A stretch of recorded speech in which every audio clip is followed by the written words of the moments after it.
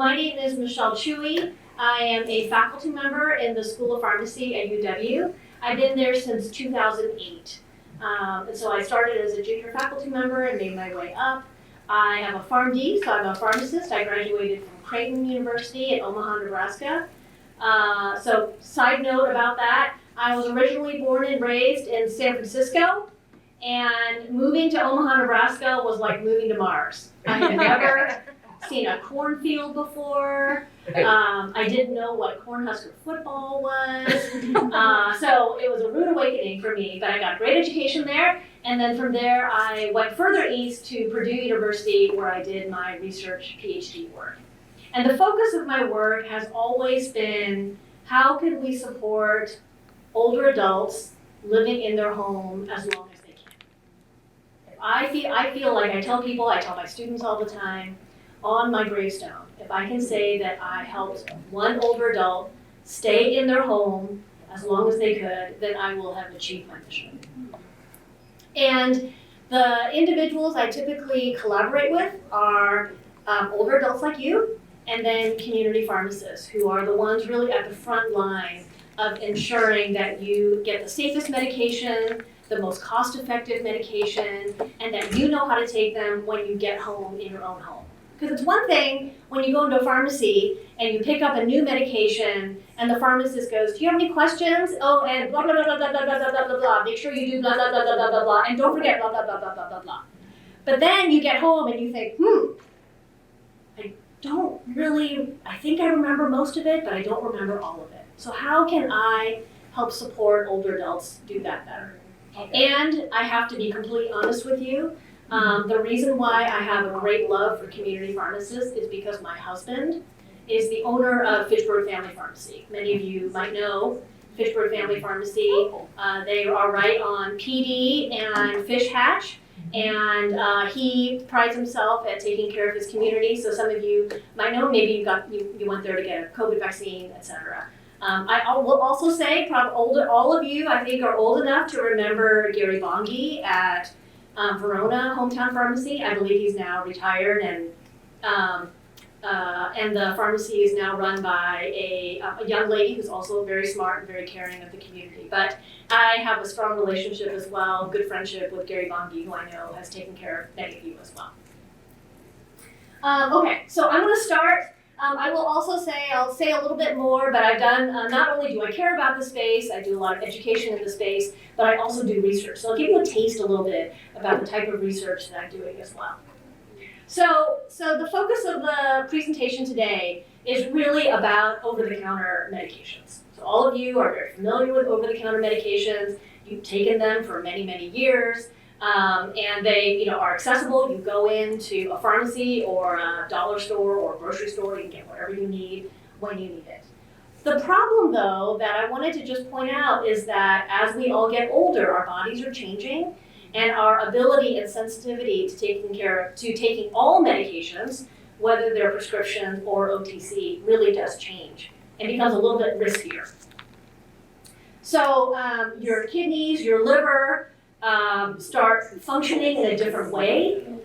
You're also on many more prescription medications for chronic diseases, and those things kind of interact with each other sometimes. And so the whole point of my presentation is just to have you gain an awareness and just be a little bit more skeptical of what you have taken in the past and whether or not you should keep taking them, whether you should be taking them a little bit differently, and whether or not you should be asking questions of your physicians and pharmacists about whether or not what you've taken for many years, you should continue taking it the same way. So most older adults take an average of 3 over-the-counter medications along with 3 prescription medications. So most people talk about, the number of prescription medications you're on, but don't forget about the OTCs that you're taking. A quarter of older adults are on a combination of 10 OTCs and prescription meds.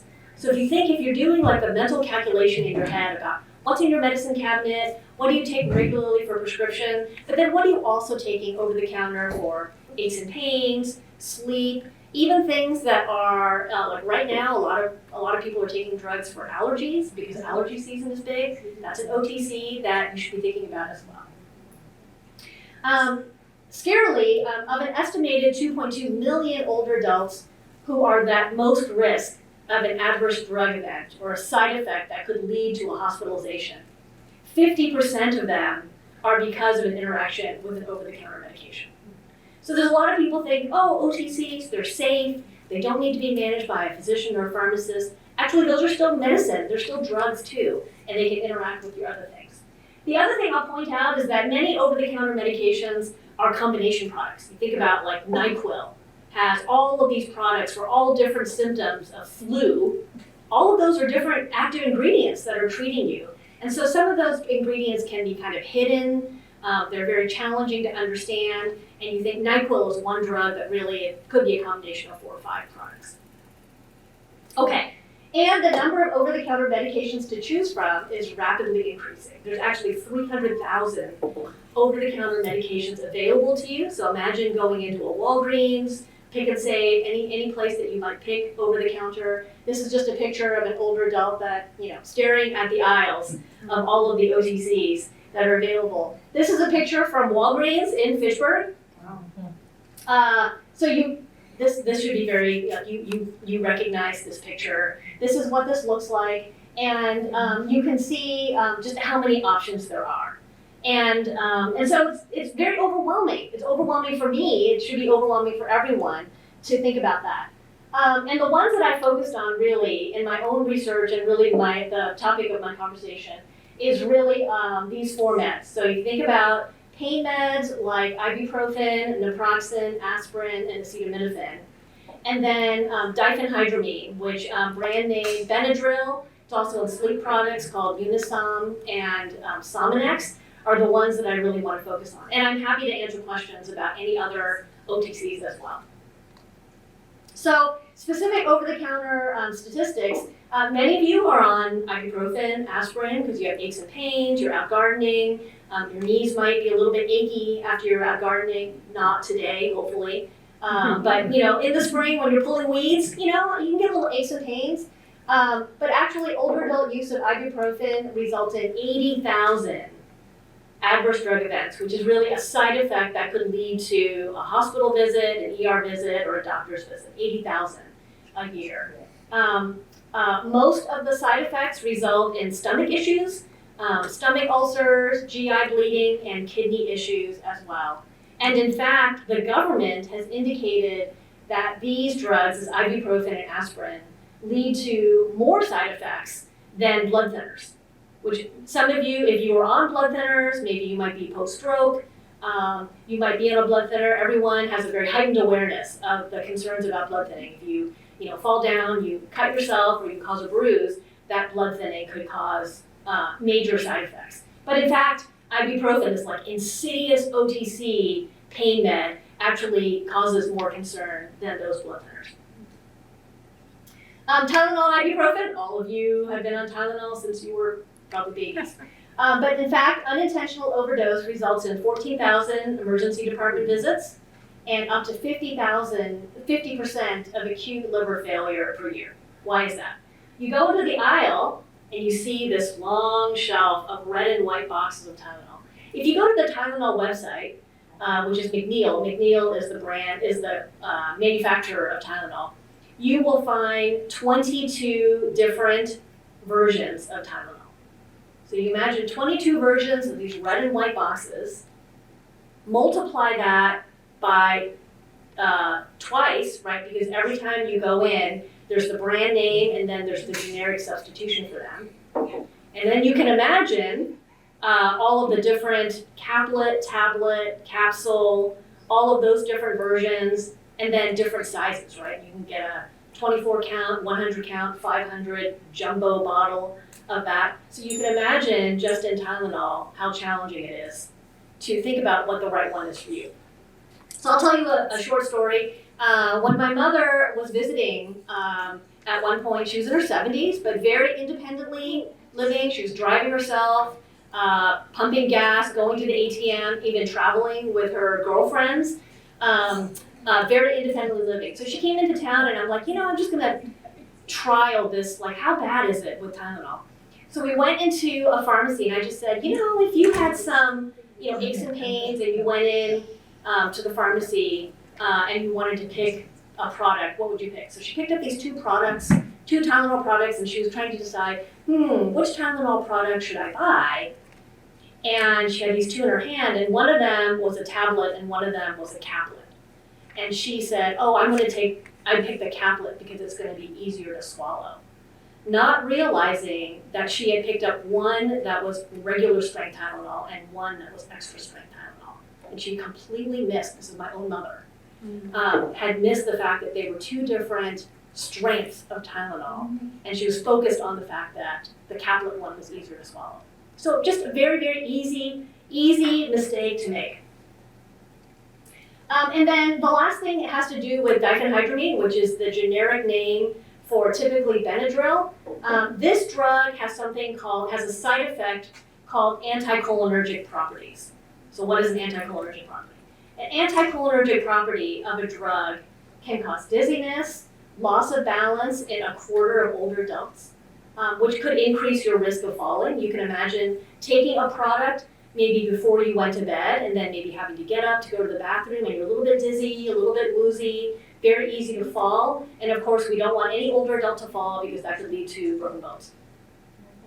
There is new, pretty compelling evidence actually that long-term use of diphenhydramine actually increases the risk of cognitive decline and dementia. Again, something we're trying to avoid, trying to keep you sharp and in your home as long as you can. And interestingly, diphenhydramine is used quite a bit for sleep.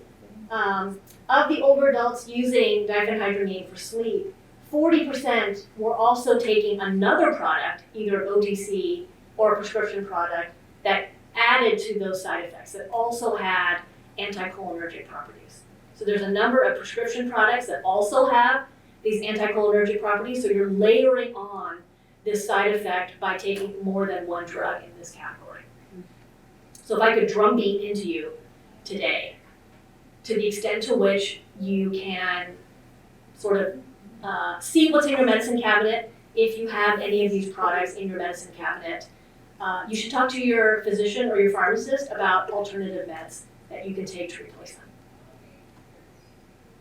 And again, like we talked about these individual ingredients, but then there's all these combination products that all look very different. This is just an example of how they all look when you go into a Walgreens. And 45% of acetaminophen and 26% of aspirin use is in these combination products. And so this is what I mean by saying like it's kind of hidden in these products. When you imagine drugs like Dayquil or Dimetapp, Theraflu, you don't really think about it being a Tylenol product. So you can imagine if you're not feeling well, you could take Theraflu for flu and then add the Tylenol because you have a headache, right? Not realizing that you're getting acetaminophen, Tylenol in one product and then also in another product, which could then lead to side effects. This is just another example of combination products that have diphenhydramine in them. So you can see that none of these look like Benadryl, the pink box that is Benadryl, but all of these products actually have products in there that have these anticholinergic properties. So again, you might have a spring cold, you might have a winter cold, you're taking this product, and then you're trying to be safe, but you may not even realize that there is diphenhydramine in these products. And that said, many of us are pretty conscientious. I was interacting with an older adult community some time ago, and I had an older lady say very proudly, like, I call my doctor's nurse every time I'm thinking that I need to take a product. And then I wait for the nurse to recommend a product for me. And so she told me this story about how she was struggling with some constipation. She's feeling kind of stopped up, and she wanted to sort of nip it in the bud. And she had all these, she was kind of a complicated health situation where she had a lot of chronic diseases, and that's the reason why she was calling the nurse to make sure that she wasn't going to do anything wrong. And so the nurse said, oh, no problem. Just go to the pharmacy and pick up some Dulcolax. No problem, right? But then when she went to the pharmacy, she realized there's actually more than one Dulcolax product. There's the Double-Lax product here. This is a stool softener. This is what the nurse was intending to prescribe. But what she actually picked up was bisacodyl, which is a laxative. It's not a stool softener.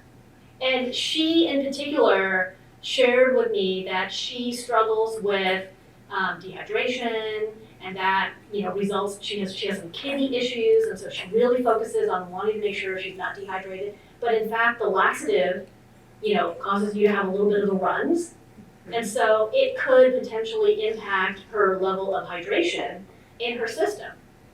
But if you look at these two boxes, they look virtually identical. Softening relief, overnight relief. Look, even this yellow circle looks virtually the same. And so you can see how even the most conscientious older adult asking a healthcare professional for a recommendation could lead to a mistake here. Come on in. So in the past, we can talk about this as well. I have taken older adults at the Fitchburg Senior Center on field trips to the pharmacy. We can talk about Yes, that's a great idea. and just help them navigate the pharmacy in the setting in which they need to pick OTCs. And so here are 3 older adult lovely models that were willing to take pictures for me. But you can see, so this, you can't see it, but this woman is walking with a walker. She has a wheelie walker. And so, and you can see this one, this gentleman was wearing glasses, and he put his glasses up because he was reading the label. So he was dealing with, bifocals and trying to read the label on the drug product here. But this is very common when I go out with older adults. We walk down the aisles, and this is really the expression that I see on their faces.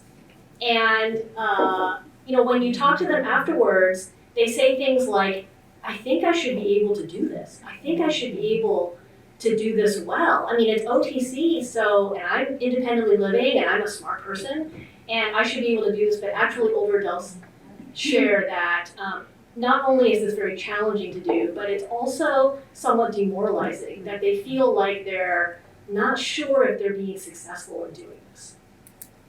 So that's sort of my description of sort of over-the-counter use among older adults. I would pose a question to you. What % of older adults use pain, cough, cold, or sleep OTCs unsuccessfully? Would you say it's 20%, 40%, 60%, or 80%? 60. 60. I think D. D, 80. Yeah. I think C or D. Anyone disagree? C or D? I think D. D. Okay.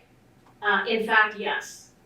4 out of 5 older adults demonstrate misuse of OTC medications. So, when I first started doing research in this area, I was shocked about how high this number was. I mean, we want our older adults to have agency and access and all of that, but we also want them to be able to do this confidently and safely. So how do we thread that needle in thinking about how to do this well? So what are some ways in which we can improve safety? Well, some of these things I know you already know, but I'm just going to go through them quickly with you. Bring a list of medications and supplements. Ask the pharmacist before picking anything. Check the label, especially the active ingredients. Avoid duplicates. And then be very careful with these PM and extra strength labels. When I talk to older adults, they're very economically minded, right? They want the most bang for their buck because money is short and they want to be able to do this well, and medications are expensive. And so many times they're thinking, oh, extra strength is going to be better because I can take 1 pill instead of 2 pills. But if you think about how your kidneys and liver is changing, you might think about, well, maybe I can take 2 pills now, but maybe 5 years from now, I'm only going to be able to take 1 pill. So think about extra strength, and then anything that says PM on it has diphenhydramine in it, so that's the nasty drug. Anything with PM is going to be, the reason why it says PM is because diphenhydramine causes drowsiness. That's both a good thing and a bad thing, right? If it causes drowsiness, you're going to get maybe better sleep, but it also can make you confused and dizzy. So you want to avoid any products that say PM on it. Just get the plain pain medication if that's what you need. Couple of tools in the pharmacy to use. So I don't know if you can see this on the left, but this is actually an aisle that's got a magnifying glass that you can pull out and use for products. I've talked to a lot of older adults a lot of female older adults who like whip out their mini magnifying glass out of their purse. Gentlemen, I don't know what you're doing here, but women have figured it out. They just whip out their magnifying glass. I'll also say that women in their purse have been very good, I'm stereotyping here, they're very good about trying to ensure that they have this medical card with them. And the interactions I've had with older adults typically is like the wife holds it for the wife and the husband, or the wife will make one for the husband and then will shove it in the husband's wallet. But this is always a good thing to have, especially because, you know, older adults, they're taking more and more medication, right? And you're not going to remember the names of all your medications. Maybe you might remember you have one for blood pressure, maybe you have one for your bones, maybe you have one for thyroid or your heart, something like that, but you don't always know the name of the drug. And the name of the drug is what's going to help the pharmacist know whether or not something might be safe for you to take with it. The other thing that I've been teaching older adults lately, those of you that now have smartphones, is that instead of holding a magnifying glass, you can actually take a picture of the product, right? And then you can use the picture and, oh, you guys got it. You guys got it. Zoom out, and then you can see the, in larger size, you can magnify the picture of that product. And you can keep that picture on your phone in case you forget how to use the product. So, so if we have time, we can, at the end, those of you who have not done it before, we can practice doing this if you'd like to do that. And then sometimes I found that older adults, like, they don't really know what questions to ask the pharmacist. And what I've also heard is that a lot of older adults, because they're so nice, they don't want to interrupt or bother the pharmacist because they see the pharmacist as super busy, running around like headless chicken in their pharmacy. But I'll start by saying these are the types of questions you can ask. Is it safe with the medication I take? Could this make me dizzy or confused? What dose should I take? And lastly, are there safer choices for someone my age? Easy questions that you can ask. So I'll talk a little bit now about how my research is helping in this space. So I collaborated with Advocate Aurora Health Systems. They are on the eastern side of Wisconsin, and they have 63 retail pharmacies on the eastern side. They go all the way up from far north, like in the Door County area, all the way to the Illinois border on the eastern side. So Milwaukee, Racine, Sheboygan, that whole side of Wisconsin. And they have 63 pharmacies, and they wanted to do a better job taking care of their older adults in their retail pharmacies. And we presented some of these ideas, some of the research we've done, and then we worked with them. So this is a very busy picture, but I'm just going to go through kind of what we did in that pharmacy. So the first thing we did was we put up this poster. Are you 65? They wanted to name it something, so we named it Senior Safe. And really, what this poster says is, what is familiar is not always safe.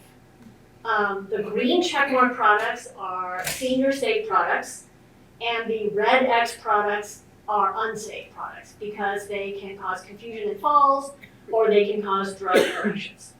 And if you can see here, this is just a mocked-up version of this.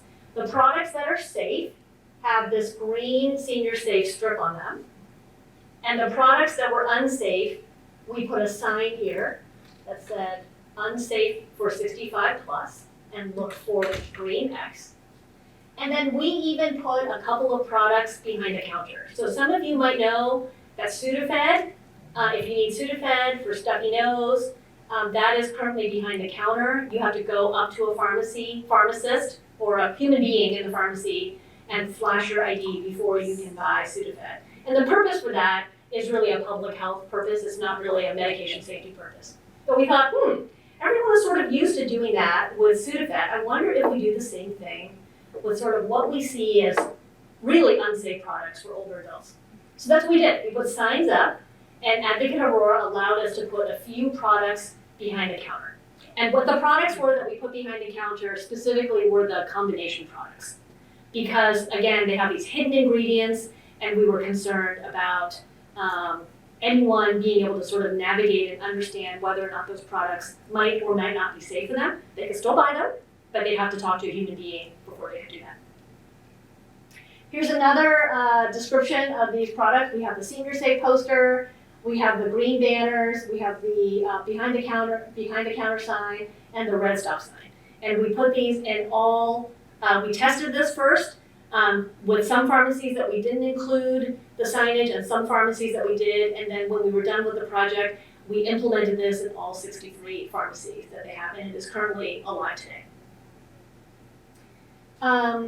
You can see though, this is not a high-tech thing that we did.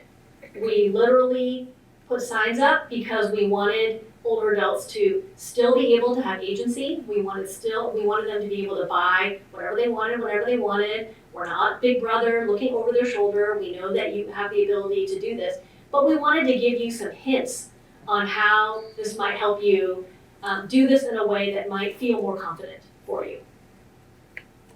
So what we did in our test was we implemented this, we tested this in non-pharmacies that we didn't implement and pharmacies that we did implement. And we tested our intervention on 4 different ways in which we determined misuse of OTCs. The first one was we asked older adults if you had to be 65 or up in order to be enrolled. And so we also asked them for their list of drugs, their prescription drugs that they were taking, so we could determine whether or not the over-the-counter drug that they picked was contraindicated or could cause harm with the prescription drugs they're on. We asked them for the disease states that they self-reported, and then we asked them how they would take the product once they got home. So we call them drug age, drug disease, and drug label. And you can see that the blue bar is the level of misuse in our control site pharmacies, and the orange bar is the level of misuse in our test site pharmacies. So what we found indeed was that just some signage and some messaging, and we also trained the pharmacists and technicians, actually could lead to pretty significant OTC misuse. I'll also say, not on the slide, is we interviewed older adults and asked them, what did you think? Do you like this? Do you feel safer doing this? And for the most part, older adults said, not only do I feel safer doing it, but I'm actually faster because I'm not wandering the aisle. Should I do this? Should I do that? I could actually know, like, oh, it has a green label on that. I can pick that one. And that was it. And so it made older adults spend less time in the pharmacy picking products that were safer for them. And we also asked pharmacists and technicians, how do you feel about this? Do you feel like this is overwhelming your workload? They're like, no, we're actually having great conversations with older adults. They ask us better questions. They're asking us more questions about, is this safe for me, rather than how much this costs. So actually the pharmacists and technicians were also much happier with this intervention as well. So how could this all play out? So I'm just going to give you a short case here. Cindy is 72 years old. She's generally healthy, but has arthritis in her knees that flares up when it's cold or rainy. One day she walks into her local pharmacy looking for something to ease the pain. She heads straight to the pain relief aisle and picks up a bottle of ibuprofen. She's used this before when she was younger, and it's always worked well for her. But this time she pauses. Her doctor recently told her that her kidney function isn't what it used to be.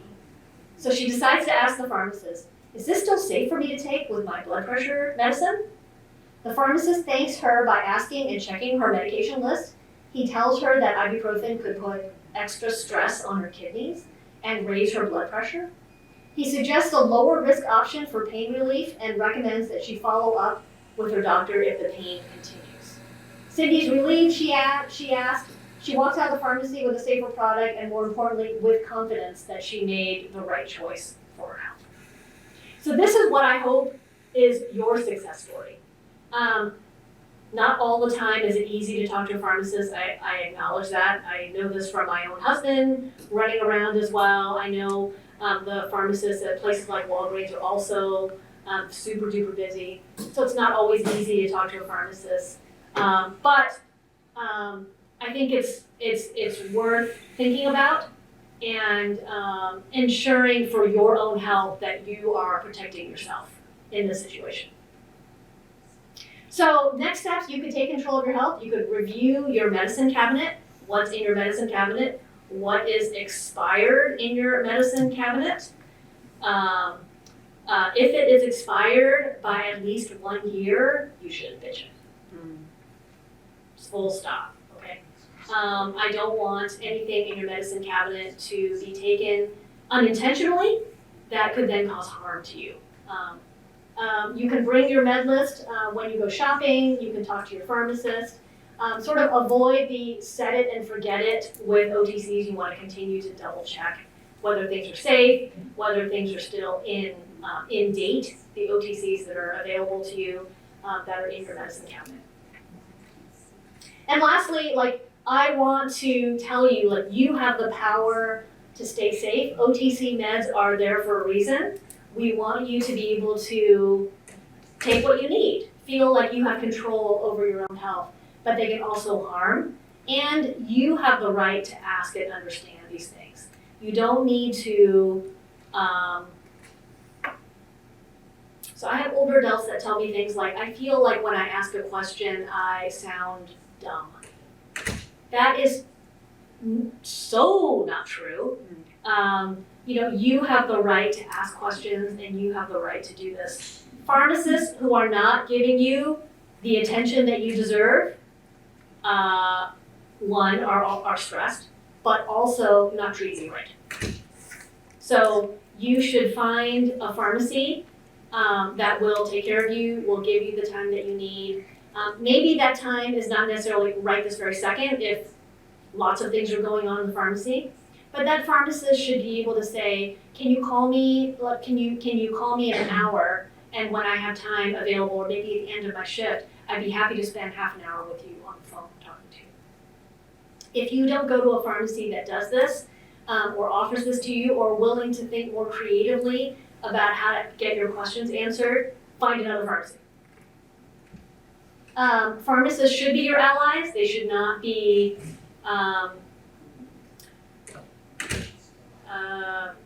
grumbly, grumpy people that are just doing what, now I'm gonna get on my rant. I teach pharmacy students all day long at the university. They are all in pharmacy school to help patients. You ask them, why did you go to pharmacy school? I wanna help people. I wanna help my community. I wanna go back to my community and support my family and my loved ones in my community. No one starts out in pharmacy being grumpy. Sometimes they end up that way. My point is, find a pharmacist that is fresh and cares about you and is willing to spend the time with you. I'll stop there. I think that's my presentation. I wanted to make sure that I had plenty of time at the end to answer questions and maybe go through scenarios with you. I'd love to do that now, or I'm happy to go back to other slides, whatever it is that could support your learning and your own health. I just want to say that I've asked the pharmacist for years because so many drugs, it's overwhelming when you go in, and they are a great resource, and I certainly appreciate it when I go in and say, is this, or can you help me find something I've never been told no? So I certainly appreciate that. That's fantastic. That's great news. Yes? Is acetaminophen and ibuprofen the same Oh, great question. So the question is acetaminophen and ibuprofen the same thing? And the answer is no. So they are both used for pain, but they have different sort of ways in which they work in your body. And for some people, acetaminophen is a safer product depending on your sort of medical history. And for some people, ibuprofen is a safer product depending on your medical history. In general, I would say acetaminophen tends to be a safer product as long as you're not inadvertently overdosing yourself. Ibuprofen tends to have more side effects, particularly for older adults. There's issues associated with kidney and liver, and there's also issues associated with your gastrointestinal system. Many people are taking ibuprofen specifically for arthritis. It's a great product for arthritis or muscle or joint pain, but the problem is that those are chronic diseases, and then people take ibuprofen chronically, and then over time there's a buildup of sort of how it impacts your body, and then could lead to severe enough side effects that could land you in the emergency department. The reason I asked is because yesterday I stopped in the Walgreens. I just wanted to get some ibuprofen, and I was looking at just the Walgreens brands of ibuprofen, and I took the little, not caplets, but just little tablets. Uh-huh. And then when I got home, I realized it said dual relief. And in looking at it, it contains both acetaminophen and ibuprofen. And I'm really doing it I'm on the end of the shingles, and it's so just sorry. the little nerve endings thing that Yes. needs a relief from pain. Yeah. It's not communicative or anything like that anymore. I just need to get, so ibuprofen seemed to work. I was taking 2 ibuprofen. And now I've got this dual, and I'm like, I just looked it up on my phone while you were talking to see, is it something I should not be taking? So I just thought I'd ask that question. Yeah, I think that at the dosage in which the bottle is telling you to take it, I suspect it's safe. I obviously don't know your other medical history. Right, yeah. But I think so I'm just going to point out how easy that was for you to make, that you actually are quite informed about ibuprofen. Right. And still selected a product that was not what you actually wanted. Yeah. So easy to do. So Absolutely. easy to do. And I think in your case, I would guess that it's probably safe at the dosage and I would see whether or not that pain reliever does a better job. Yeah. I don't And know. I'll talk to Gary, the pharmacist Oh, good. at Verona here. I'll just give him a call and double check. That'd be great. Because he's wonderful. Ding, ding, ding. Yeah, thank you. Yeah, you're very welcome. Other questions? Anything else I can? Yes, please.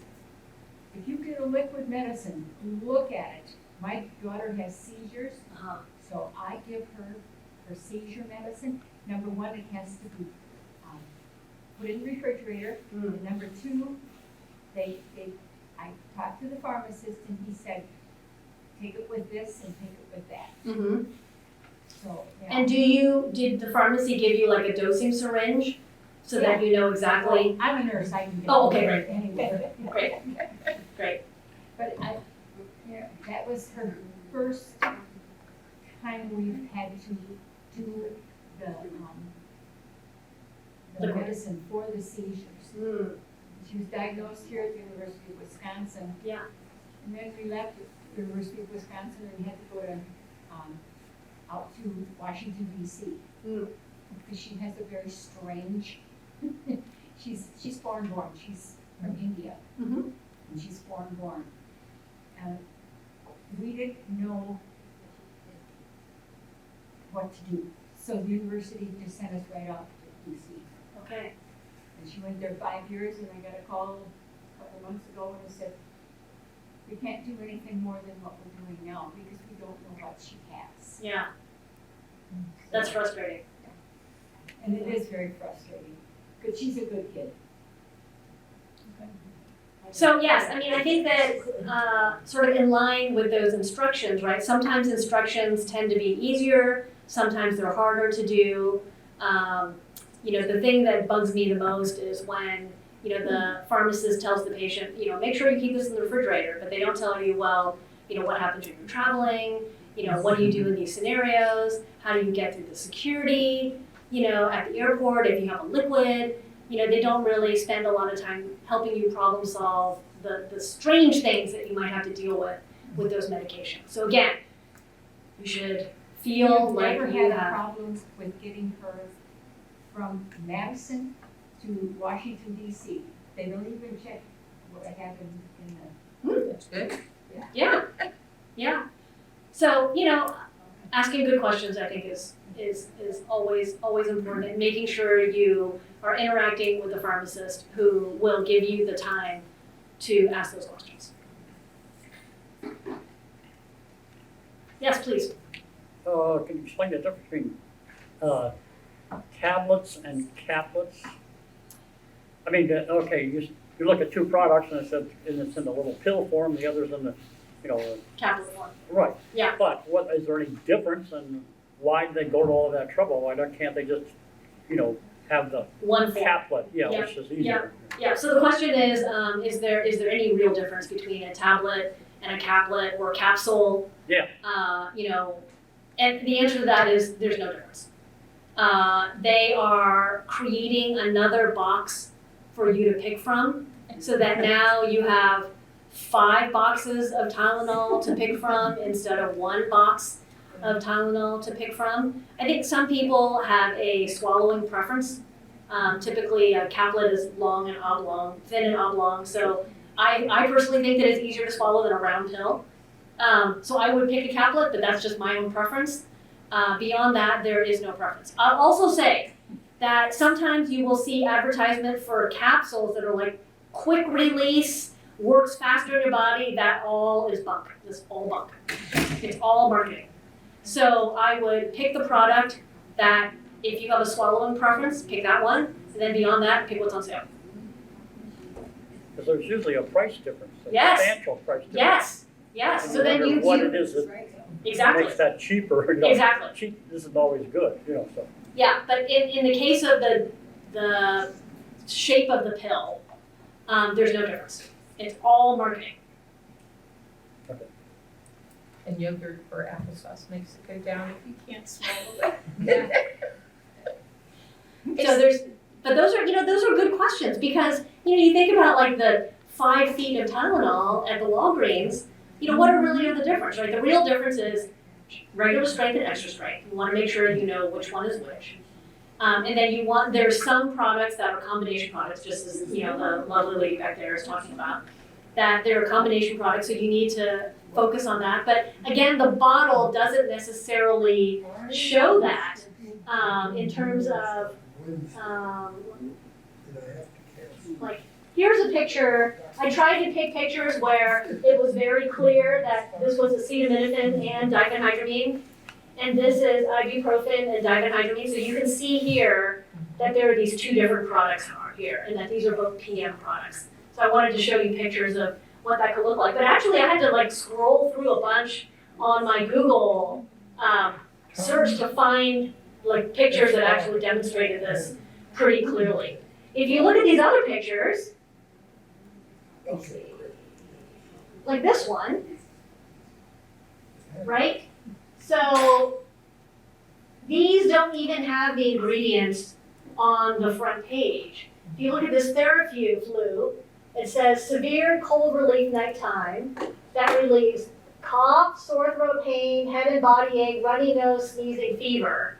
But you don't realize, when you see this, you're like, oh, I have all these symptoms because I feel like crap right now.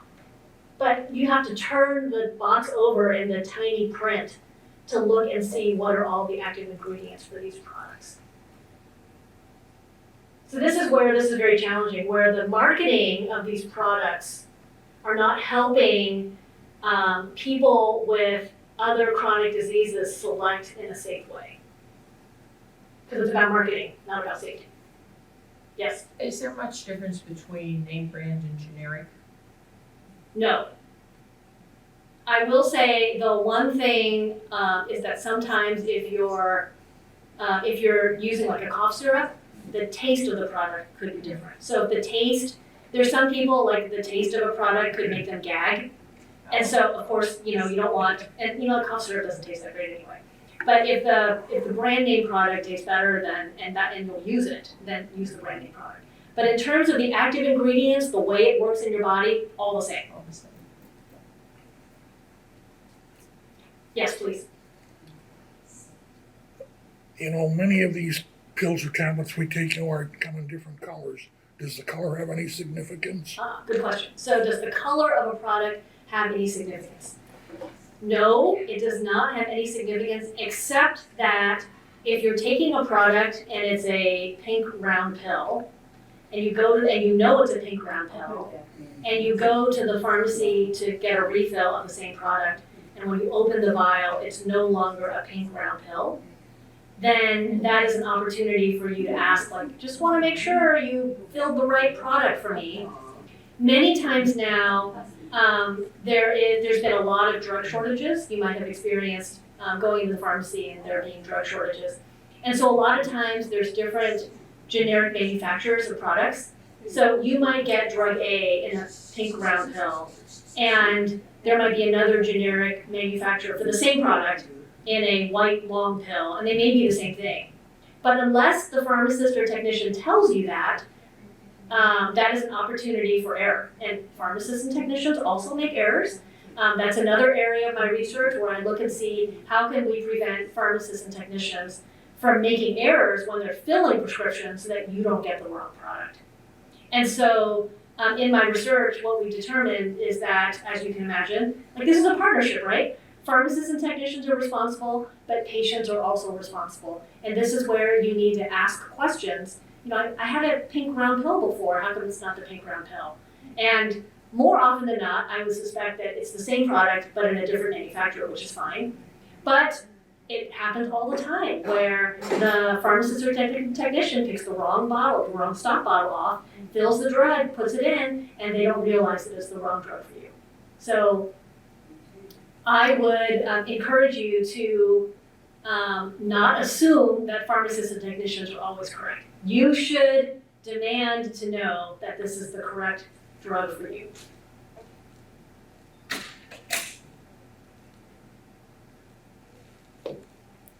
I can stick around if you have more personal questions that you don't want to ask publicly. I'm happy to stick around for a little bit and answer any of your questions. I would love to, really happy to come. In my other projects, where I did another project a couple of years ago.